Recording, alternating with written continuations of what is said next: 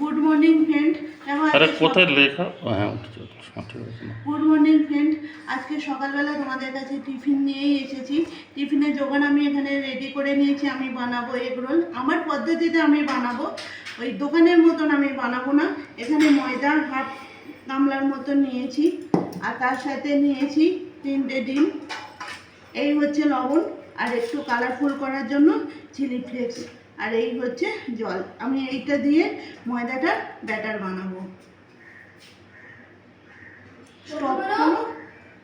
ময়দার ব্যাটার আমার তৈরি করা হয়ে গেছে, আর এখানে আমি 3টে ডিমও রেডি করে নিয়েছি। এবার আমি এইটা দিয়ে বানাবো, তারপর তোমাদেরকে দেখাচ্ছি কীরকমভাবে তৈরি করেছি আর খেতে কত সুন্দর হয়েছে। এই যে দেখো, আমি মোটা মোটা করে গোলা রুটি মতন করে রুটি বানিয়ে নিয়েছি, আর ওখানে আমার একটা হচ্ছে। এরপরে আমার 4টে বানাচ্ছি। আমার এইটা বানালেই কমপ্লিট। এই যে দেখো, এটা হচ্ছে সবার থেকে মোটা হয়েছে, মানে এটা আমার বড়।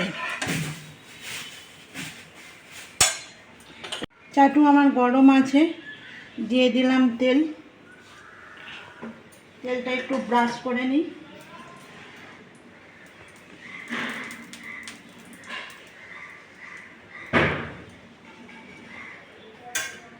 এবার আমি এর মধ্যে অল্প অল্প ডিম দেব।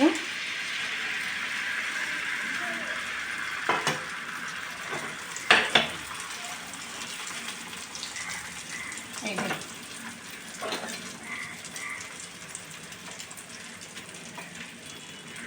এরপর আমি দেব এই যে এই মোটা রুটিটা।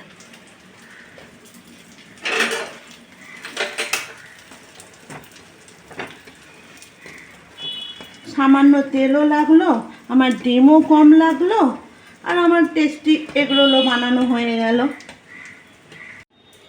এখানে আমি 3টে রেডি করে নিয়েছি এগ রোল, আর তার সাথে এই যে শসা কুচানো, সরু সরু করে পেঁয়াজ কুচানো, আর একটা লেবু।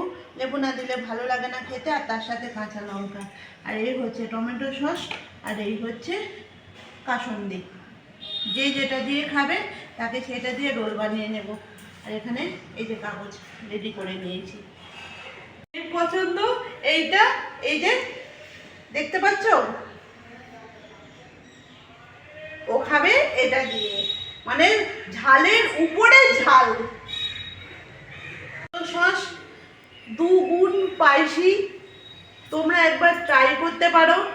এটা আমার ছেলে মেয়ের ভীষণ পছন্দের একটা সস, যেটা দিয়ে ওদের মানে হাত খেলে মুখ পর্যন্ত জ্বালা করে পেট থেকে। তোমরা একবার ট্রাই করবে। হয়েছে আমার বউ এগ রোল বানিয়েছে সকালবেলা টিফিনে, তো আমি এটা প্রথমবার খাচ্ছি, খেয়ে দেখলাম খুবই ভালো লাগছে।